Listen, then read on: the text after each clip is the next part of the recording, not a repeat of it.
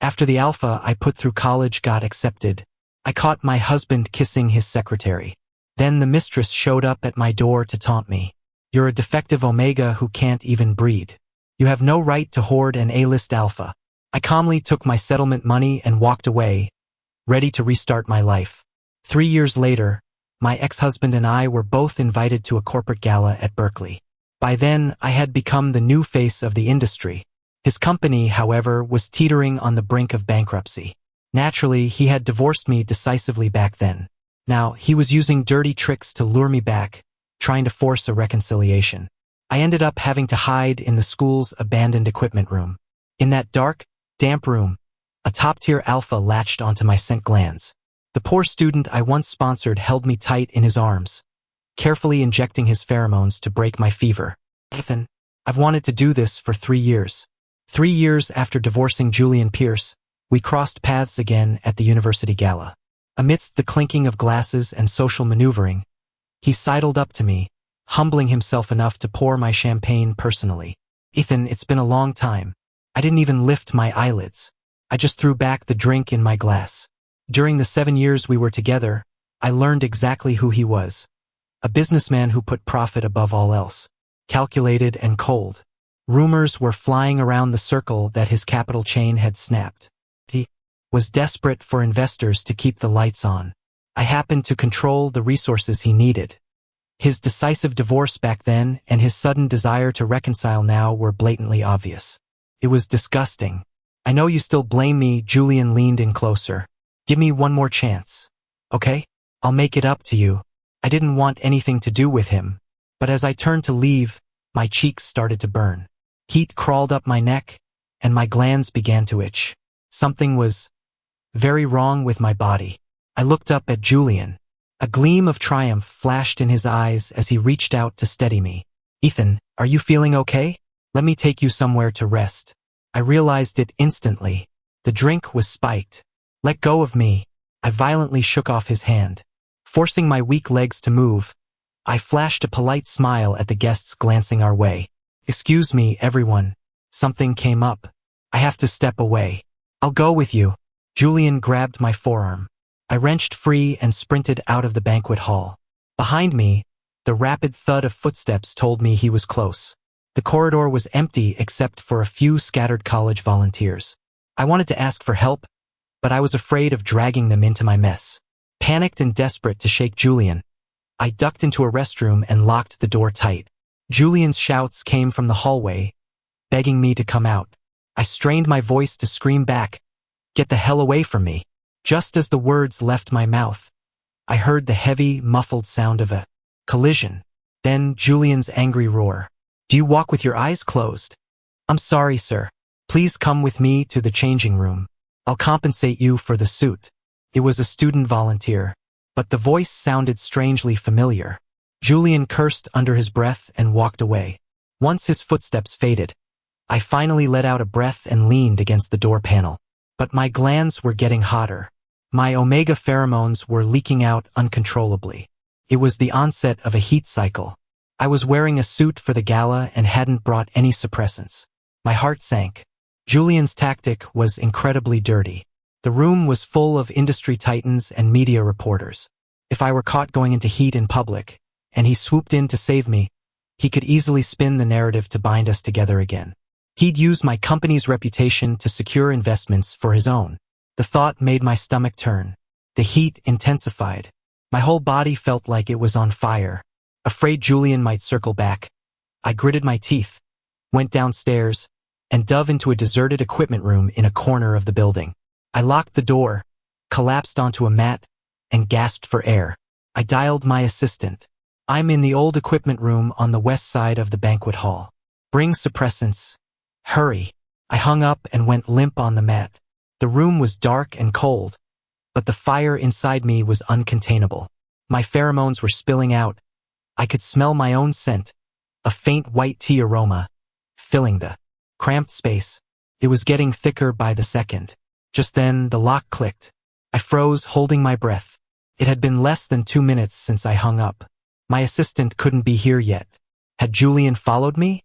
I blindly grabbed a shot put from the floor, ready to defend myself. Moonlight spilled in as the door opened. A tall, slender figure stood backlit in the doorway. I couldn't see his face, but I could sense his height.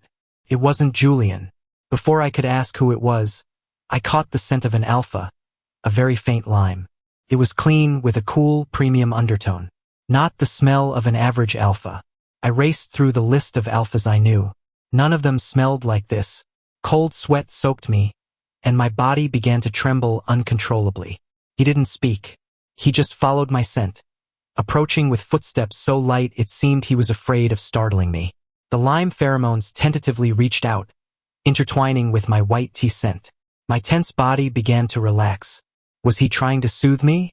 Subconsciously, I straightened up and leaned toward him, asking weakly, "Who are you?" He didn't answer. He just crouched down. His gaze seemed to fall on me, but the clouds shifted, obscuring the moonlight. Total darkness returned. Only the sound of our breathing drew closer. Then, he reached out a warm, large hand and carefully covered my wrist. I could feel it, he was trembling. The next second, a richer lime scent enveloped me. I lost all strength and, driven by instinct, leaned forward and collapsed into his arms. At that moment, I didn't care who he was. I just wanted to solve my heat. He clearly froze for a second, but quickly raised his arms to hold me steady. My heat had reached its peak. The pheromones he was releasing weren't enough. They couldn't fill the churning desire inside me. I buried my face in the crook of his neck and mumbled incoherently, "Give me more. It's not enough." As soon as I spoke, a sharp sting pricked my glands. I shuddered. His canines had pierced the skin. The top-tier alpha lime pheromones tangled with my white tea, surging into my body in massive waves. It shocked a groan out of me. I couldn't help but open my mouth and bite down on his ear. He let out a low grunt but didn't push me away. Instead, he poured even more pheromones into me. It was too much. I felt like I was going to explode. My consciousness faded. I went limp in his arms, barely catching his whispered words. "Ethan, I've wanted to do this for 3 years." I was startled awake by the vibration of my phone in the early morning. Instinctively, I tapped answer and asked in a hoarse voice, "Hello? Who is it? Mr. Hayes, is this a good time?" It was my assistant. I hummed a response and rolled over. That's when I realized I wasn't on the cold mat in the equipment room. I was in a soft hotel bed. The space beside me had clearly been slept in, but when I sat up and looked around, the room was empty. "Mr. Hayes?" My assistant's voice pulled me back to reality. I rubbed my temples. My brain was a chaotic mess. "Did you take me to the hotel yesterday?" My assistant paused. "Sir, when I went looking for you last night, you were already gone.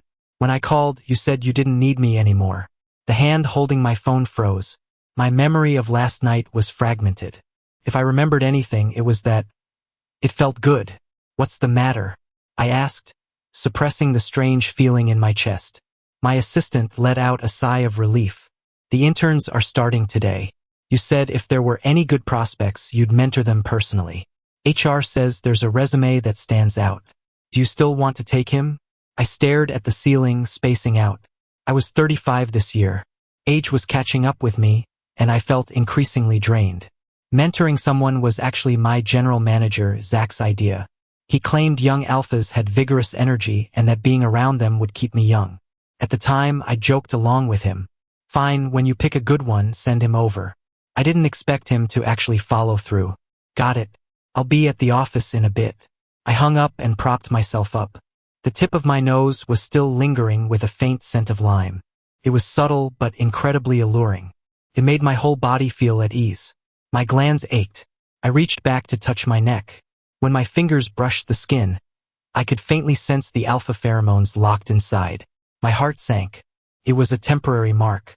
I desperately searched my brain for fragments of last night, trying to identify the owner of the lime scent. But no matter how hard I tried, it was just a blurry silhouette. My body felt sticky. I decided to stop thinking about it. I got out of bed and walked into the bathroom. The moment I looked up, I froze.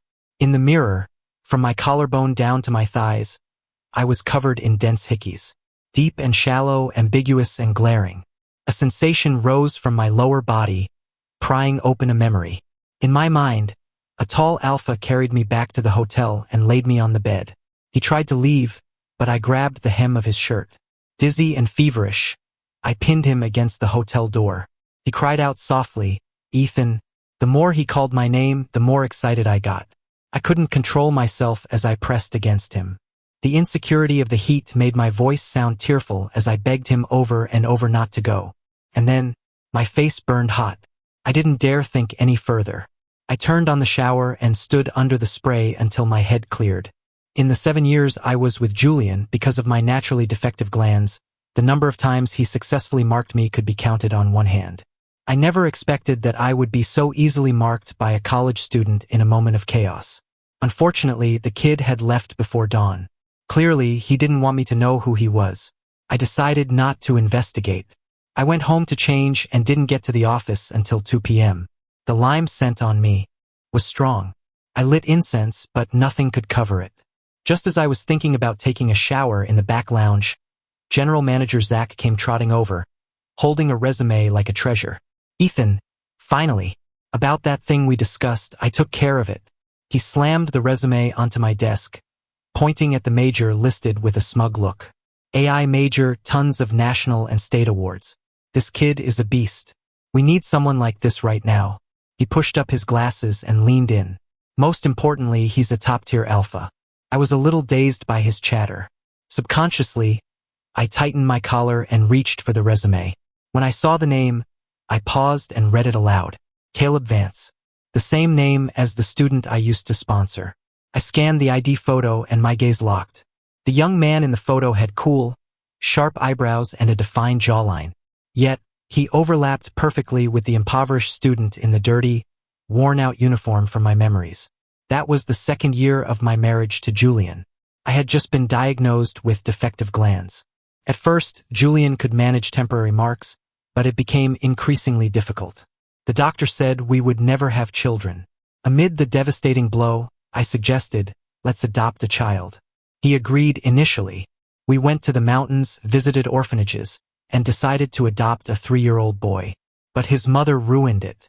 Her excuse was that the family legacy couldn't be passed to an outsider. The reality was she despised me for being unable to bear children. So I started sponsoring poor students. I wanted to do some good, praying to God that my condition might improve. Caleb Vance was one of the recipients. I remembered him well because he lived in a remote mountain village. His father was paralyzed, and his mother had run off. A tiny figure carrying a tattered book bag, walking miles of mountain road every day to get to elementary school. He had a maturity that didn't belong to a child his age. It made my heart ache. He became the primary beneficiary for Julian and me. The kid studied hard, top of his class every year. Julian even joked that he was moldable talent, someone we could groom as an heir. But in the 10th year of our marriage, I caught Julian with his secretary. The young, beautiful Omega pointed at my nose and cursed, "You're a defective Omega who can't breed. You don't deserve an A-list alpha." I thought Julian at least had deep feelings for me, but he threw the divorce papers at me. His excuse was identical to his parents. "Ethan, I'm not young anymore. I need an heir. I'll give you a sum of money as compensation." I didn't argue. I took the money and left cleanly. Even during my hardest times, I insisted on sending Caleb his tuition. The year he got into Stanford, the money I sent was returned in full. He said he had a full scholarship and didn't need my help anymore. He wanted to meet me. Thinking about it, I hadn't seen him in years. My memory stopped at him in middle school, shyly calling me sir without daring to lift his head. My company was a startup then, and things were chaotic. Julian was constantly tripping me up. I missed the appointments to meet Caleb several times. The kid probably thought I was annoyed and stopped asking. I didn't expect to hear from him again until 3 years later. He was graduating and he had come to my company.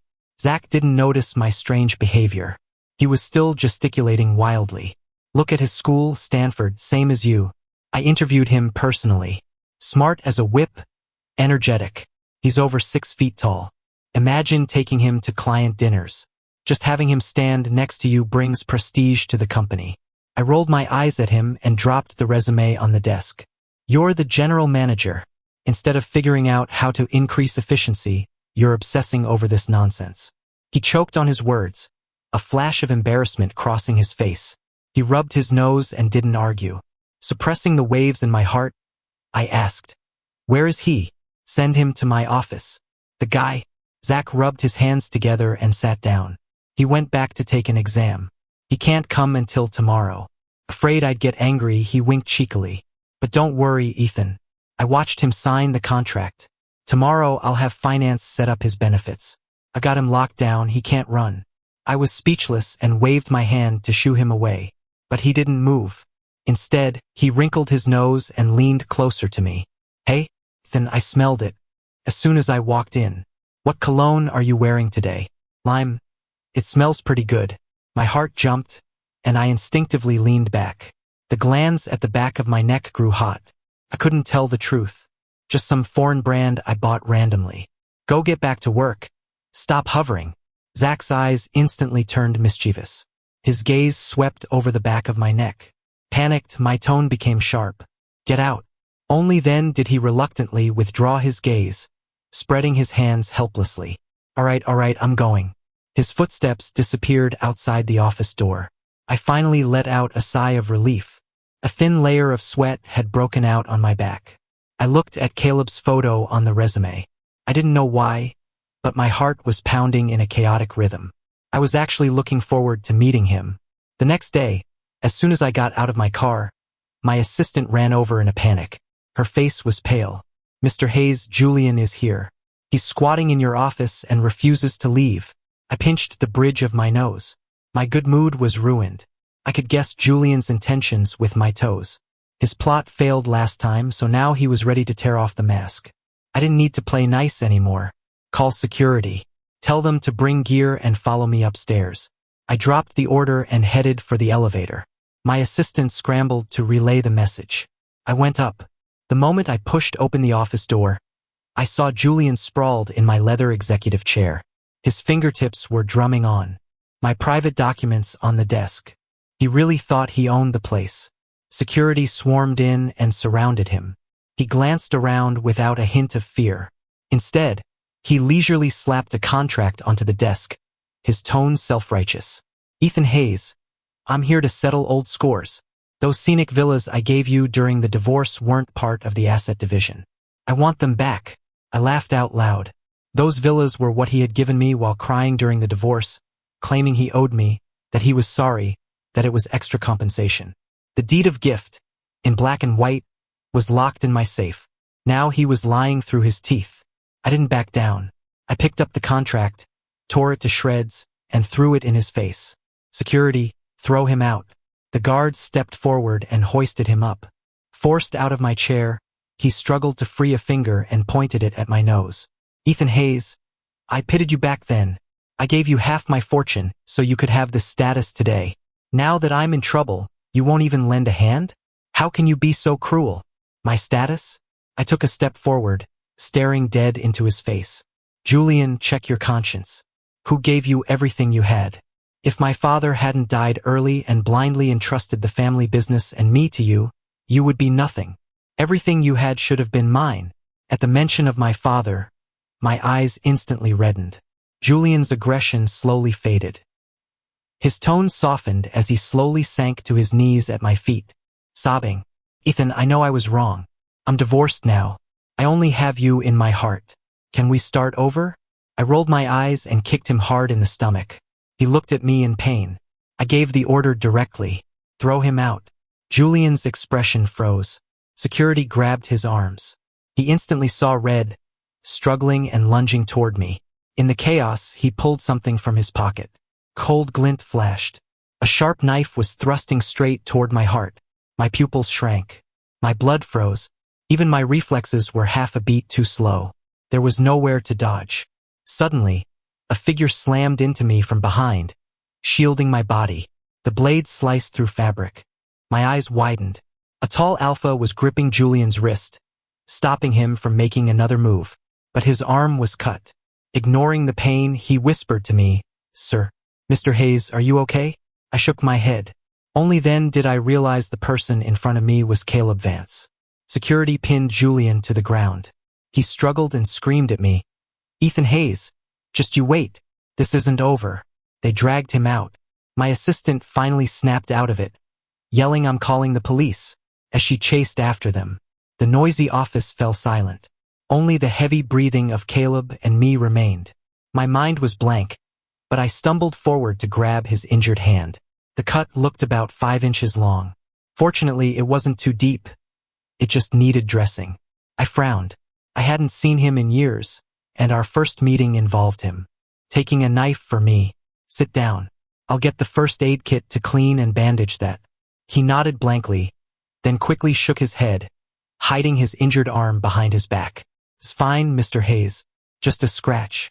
It doesn't hurt. Caleb couldn't win against me. He obediently stayed to let me apply the medicine. I dug out iodine and gauze from the kit. I heard a very faint intake of breath behind me. Turning around, I saw he had already taken off his blood-stained shirt, revealing a gray thermal tank top underneath. I walked over with the iodine. My gaze couldn't help but drift downward. His back and shoulder muscles were broad. Not the kind sculpted in a gym, but solid, practical muscle. Full of wild energy. My Adam's apple bobbed involuntarily. Caleb seemed to sense my pause. His shoulders stiffened, and he buried his head lower. A flush rose on his wheat-colored skin. Turn a bit, I can't reach. I forced my voice to be steady. The cotton swab pressed against the wound. As it wiped across, the muscles in his arm instantly tightened, his breathing growing heavier. Did I hurt you? I slowed my movements. He shook his head. Occasionally, my fingertips brushed his skin, and each time I could feel his body tremble. Zach was right. Young alphas really did have too much energy. It was making me feel flustered. After applying the medicine, I wrapped his wound with gauze and tied a bow. Done. As I looked up, my eyes were drawn to a faint brown mark on his ear. The shape was strange. Didn't look like a birthmark. It looked like a bite mark. My brain buzzed. The chaotic images of the equipment room from 2 nights ago came rushing back. I remembered the alpha I held. I was panicked back then, and in my memory I had bitten his ear. That location. It matched the mark on Caleb exactly. My heart contracted sharply. The gauze in my hand fell to the floor. Caleb noticed my stare. He picked up the gauze, awkwardly raised his hand, and gently rubbed the mark. His voice was low as he explained, the other day, I was feeding a stray cat. It was in heat and unstable. It bit me by accident. The words were like a sedative, instantly relaxing me. Right? That night was the university gala at Berkeley. He was a student at Stanford. The schools were across the bay from each other. How could it be him? I packed up the kit and asked, did you get a shot? Cat bites need a rabies vaccine, and you need a tetanus shot for today's wound. He shook his head. The red on the tips of his ears hadn't faded. No, I forgot. I frowned and glanced at my schedule. I don't have much going on this afternoon. I'll take you to get the shots. Caleb pressed his lips together, looking conflicted. His throat moved as if he wanted to say something. Finally, he just looked at me and gave a low hum. Okay. Thank you, Mr. Hayes. I packed up the medicine box. Out of the corner of my eye, I caught him stealing glances at me. When our eyes met, he quickly looked away. But the red on his ears seemed even more obvious than before. I took Caleb to the community clinic. The doctor pinched his ear, looked at it again and again, brows furrowed. Suddenly, he looked up and asked, you said a cat bit this? Caleb was wearing a hoodie I had just bought him. He looked every bit the student. He was gripping the hem of his shirt tight, nodding as if bracing himself. Yeah, really. A cat. The doctor pushed up his glasses, looking offended that his expertise was being questioned. He leaned in closer to examine it. Finally, he muttered, that's definitely not a cat bite. Cat teeth are sharp and thin. The edges of this mark are too blunt. He pressed the skin around it. Good thing the skin didn't break. No bleeding, so no problem. No shot needed.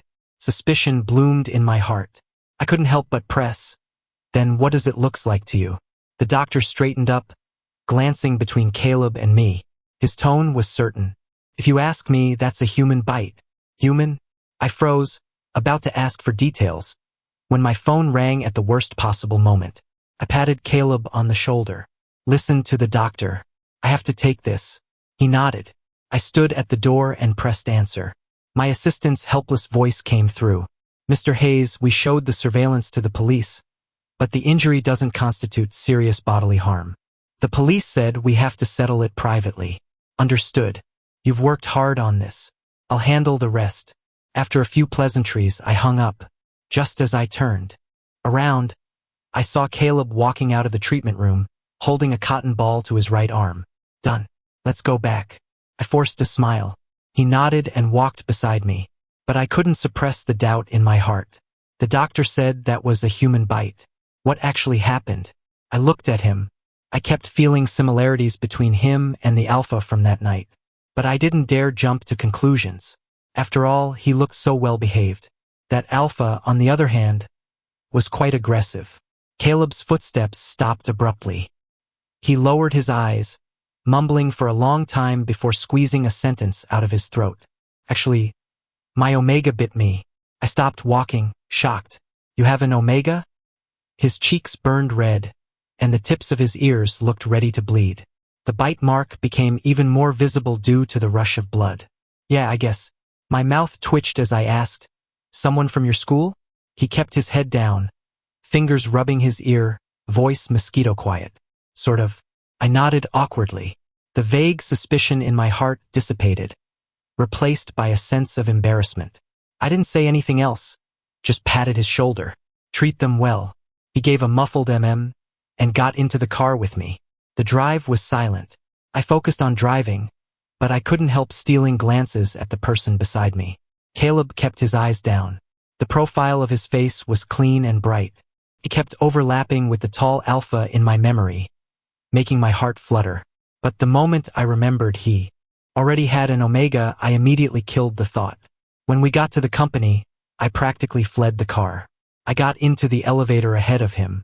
At 3 p.m., the elevator was empty except for us. I opened my mouth slowly, wanting to ask what his pheromone scent was. But at the next floor, Leo, the head of the tech department, got on. I swallowed my words. Mr. Hayes. Leo greeted me, glanced at Caleb and said nothing more. On the office floor, I called both of them into my office. I said to Caleb, this is Leo, our tech department head. He shook hands with Leo. Hello, sir. I pointed at Caleb and said to Leo, Caleb Vance, Stanford top graduate. He'll be shadowing you from now on. Leo smiled and nodded, praising him as a good prospect.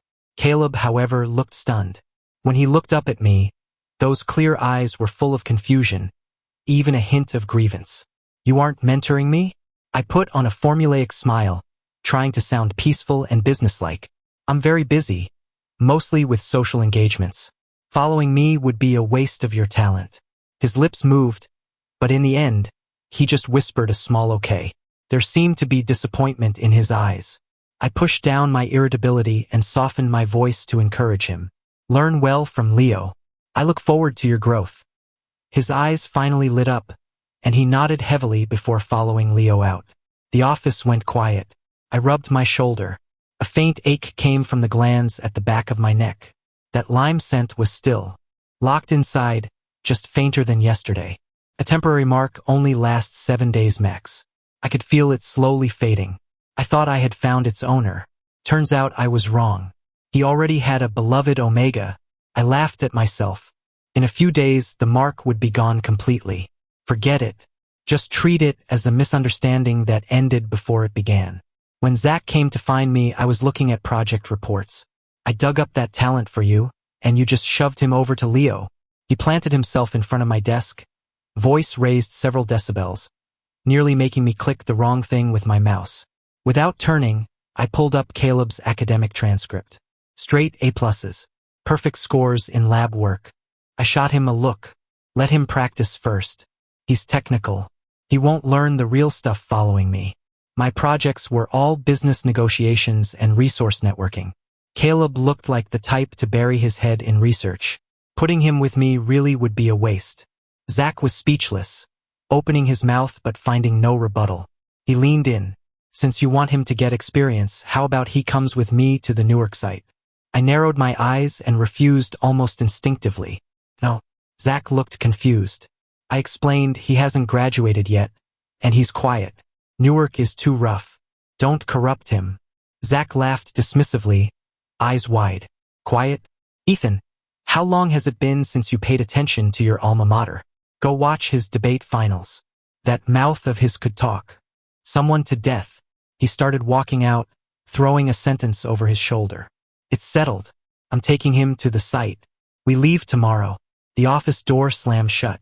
I stared at Caleb's name on the screen. After a long silence, I opened the university website. The splash screen was the debate championship video. Caleb was wearing a simple white shirt. He looked sharp and clean, his gaze piercing. He was a completely different person from the boy who lowered his eyes around me.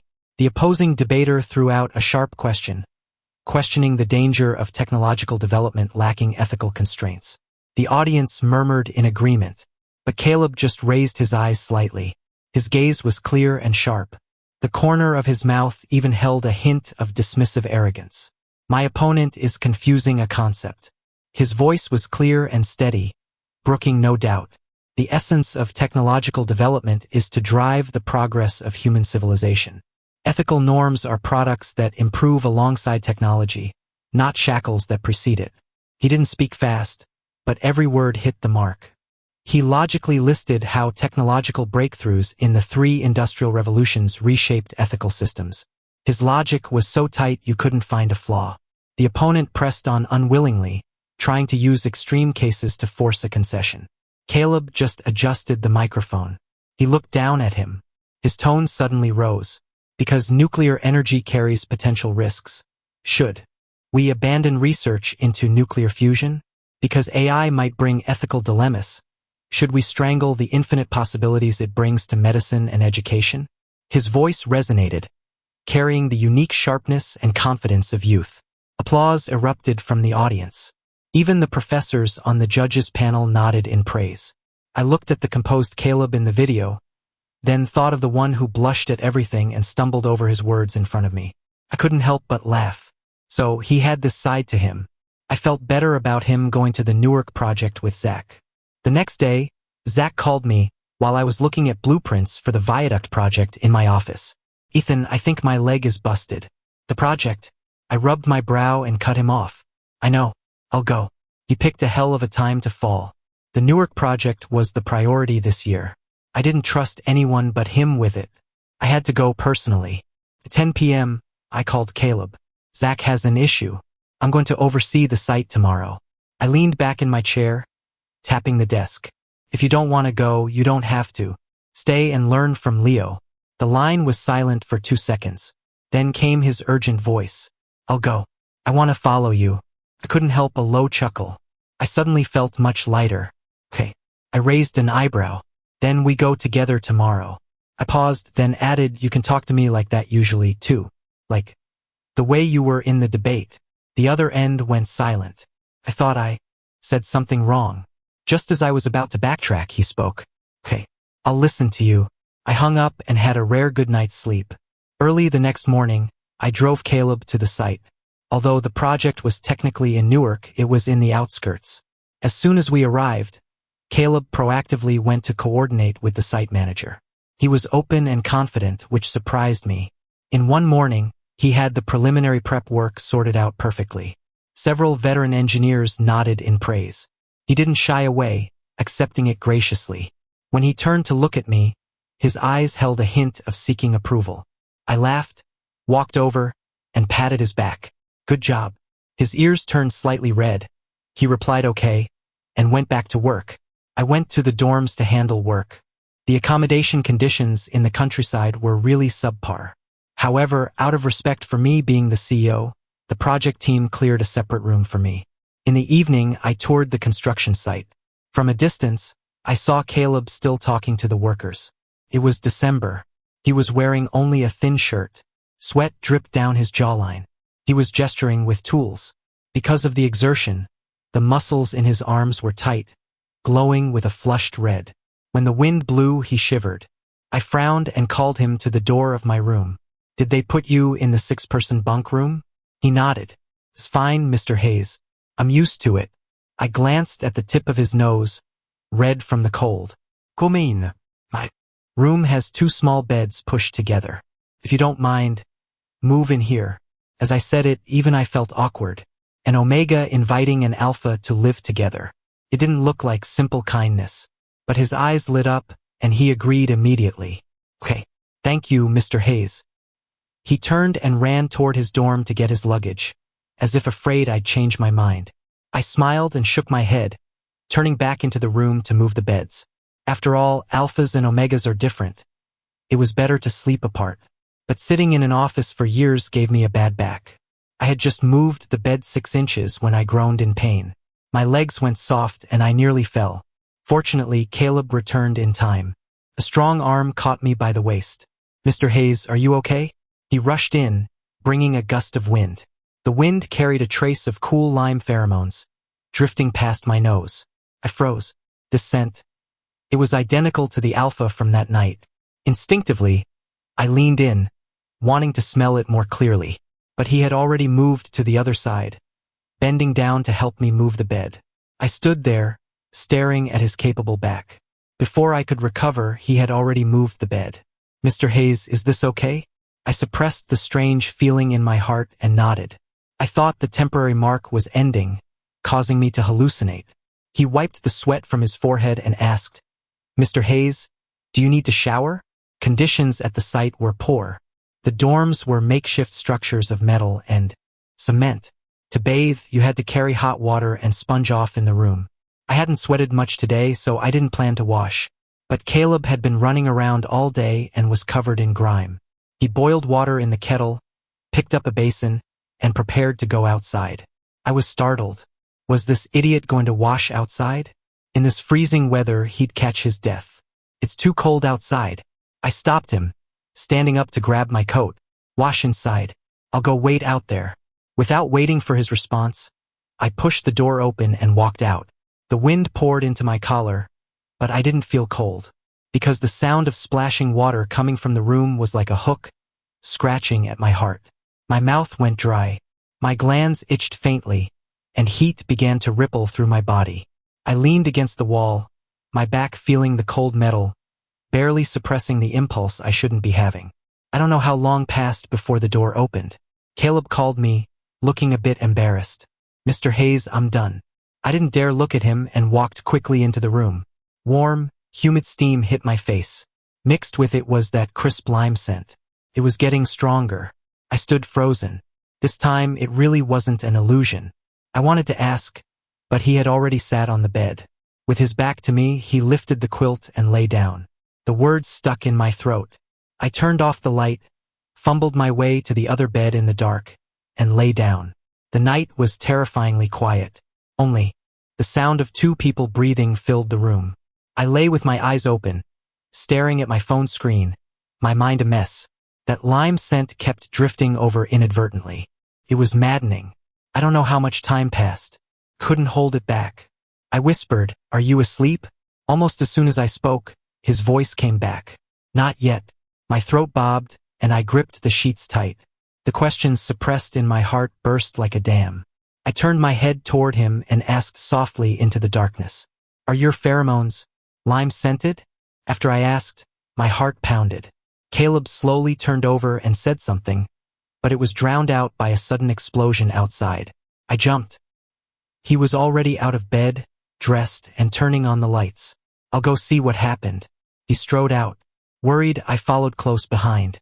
The workers had been woken by the blast, running out with coats draped over their shoulders. When I saw the scene, my pupils shrank. The viaduct, whose main structure had just been completed yesterday, had collapsed, and the perpetrator was sitting boldly on a nearby dirt mound, playing with a bundle of dynamite taped together. He laughed maniacally. "Ethan Hayes, long time no see." Julian's voice pierced the noise, sharp and grating. "A greeting gift. Do you like it?" Before I could speak, Caleb stepped in front of me, shielding me with his long arm. I had rushed out into the cold, and my head throbbed with dull pain. My vision wavered. Julian was a lunatic. After he made a scene at my company, his own company was investigated for tax evasion the next day and went straight into bankruptcy liquidation. I thought his silence meant he had accepted his fate and gone into hiding. I hadn't kept tabs on him. Who knew he was hiding this deep, holding onto such malicious intent? "This is a state project, right?" Julian suddenly stood up, holding the dynamite high. He roared at me with red eyes. Destroy it. Ethan, let's see how you explain this to the authorities. As he spoke, he raised his arm, actually intending to throw the dynamite at the wreckage of the bridge. Fall back. I screamed at the workers. Just then, an intensely cold pheromone blasted out from Caleb. A crisp lime scent, carrying the crushing pressure of a top-tier alpha, swept over the entire construction site. I could clearly feel the rage embedded in those pheromones. Julian was only an A-class alpha. Suppressed, his movements instantly froze. His arm holding the explosives couldn't move. The madness on his face was replaced by terror. The workers around us, mostly alphas, were squatting on the ground holding their heads, faces pale. I was closest to Caleb. Although he deliberately held back, my damaged glands still couldn't withstand the pressure. This was the deterrence of a top-tier alpha. When released, it forced everyone to bow. Julian collapsed to the ground. The dynamite rolled away. A few beta workers who recovered first rushed over and tied him up tight. Sirens cut through the night sky. Firefighters put out the blaze. The moment the danger passed, Caleb hurriedly reeled his pheromones back in. But I felt as if all my strength had been drained. A burning sting suddenly radiated from the glands at the back of my neck. It was Omega instinct. Stimulated by the top-tier alpha pheromones, I started going into heat uncontrollably. My legs gave out. Couldn't hold on anymore. I fell straight down. I landed in Caleb's arms. The familiar lime scent lingered at my nose again, this time with a soothing aura. My consciousness grew heavier. He picked me up horizontally, whispering anxiously, "Ethan, I'm sorry." Then he turned, his voice returning to its usual calm authority as he spoke to the site manager.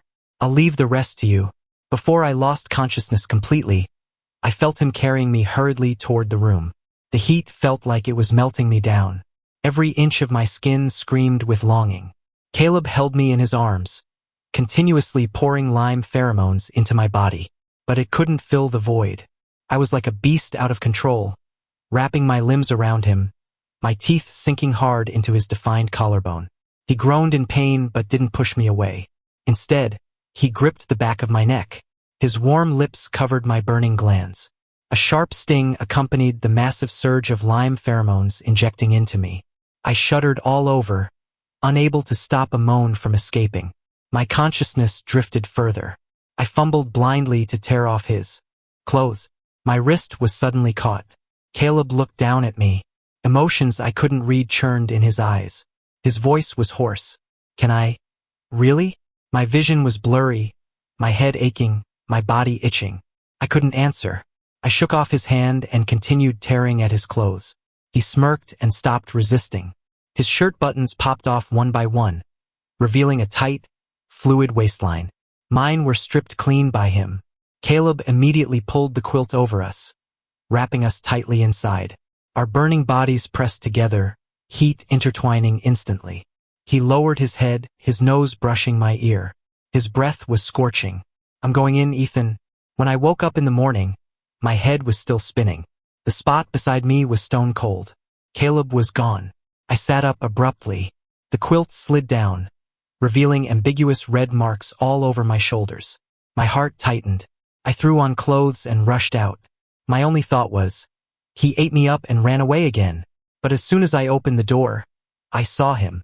Under the distant viaduct, Caleb was wearing a hard hat and protective gear, looking intently at the blueprints in his hand. He looked up and saw me. Immediately, he jogged over. The wind he created carried a faint lime scent into my nose. Illuminated by the sunlight, he looked gentle and clean. "Ethan." His voice was clear, full of youthful energy. "I just calculated the damage. It's not bad. I've drafted a reinforcement plan. We should be able to finish on time." As he spoke, the workers behind him were stealing glances at us. The gossip in their eyes was practically overflowing. My face heated up. I dragged him by the wrist back into the room, slammed the door, and locked it. He stumbled from my pull. His hard hat knocked askew, revealing sweat-dampened hair on his forehead. I held back a stomach full of questions, but the words turned into stammering gasps at my lips. I couldn't squeeze out a complete sentence. The emotions in my chest were churning. Anger, grievance, and a confusing panic I couldn't name. It upset me. He just looked at me like that. He reached out and gently held my wrist. Ethan, the one who saved you at the gala was me. The one who marked you was also me. He looked up at me, a trace of nervousness flashing in his eyes. I'm sorry. I did it without your permission. Shoo. I extended my index finger and gently sealed his lips. My fingertip touched his soft lips, feeling his slight tremble. The anger in my heart vanished instantly, replaced by a dense heartache. I sighed, my voice very soft. You helped me. Why apologize? I should be thanking you. I don't know which word hurt him, but his eyes suddenly grew wet, looking like a kicked puppy, full of disappointment. Just, thank you? My heart clenched. I didn't dare look into his eyes again. I turned my head away hurriedly, my gaze landing on a safety poster on the wall. Caleb, I spoke with difficulty. I'm old. I'm divorced. I'm a defective Omega. You're different. You're young, smart, capable. You have a bright future. There's no need. Before I could finish, he gripped my wrist hard. He suddenly reached out, turning my head to force me to look at him. His eyes surged with stubborn determination. Ethan. He spoke word by word, his voice trembling. I only want to be with you. The moment the words fell, his kiss landed unguarded. First, he touched my lips carefully. Feeling no resistance, he slowly deepened the kiss. The lime pheromones gently wrapped around me, carrying a soothing intent. His hands cupped my face, movements so gentle it was like he was afraid of breaking a treasure. Our breath mingled, the air filled with ambiguity. After a long time, he slowly let go. My cheeks burned, my breathing a mess, but his eyes were red. A tear fell without warning, smashing onto the back of my hand. He slowly squatted down, kneeling in front of me. His forehead rested gently against my stomach, like a large dog submitting to its master. Ethan, don't reject me, okay?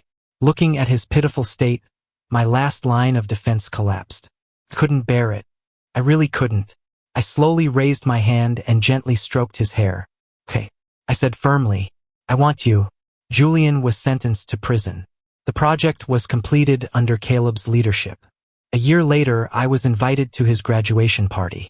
We stood on the open lawn, watching the final fireworks show. When the first cluster of fireworks rushed into the night sky and exploded into sparks across the inky canvas, cheers erupted around us.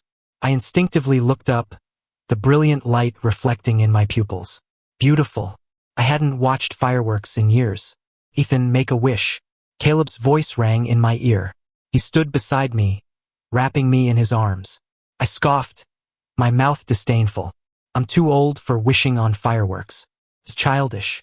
But I honestly closed my eyes. I didn't have any grand wishes. I just thought, let it be like this, just like this with the person beside me, watching fireworks, feeling the evening breeze year after year. Bang! Another cluster exploded overhead. Just as I was about to open my eyes, Caleb kissed my cheek. I snapped my eyes open, crashing into Caleb's smiling gaze. The cheers around us surged. Caleb didn't care at all. He just looked at me. His eyes held the fireworks filling the sky, and they held me. I couldn't help but hook the corner of my lips. I raised my hand and gently pinched his cheek. The breeze was gentle, the fireworks brilliant. I looked at the young man beside me, smiling so smugly. Suddenly, I felt it. My wish had already come true. He was right beside me, within reach.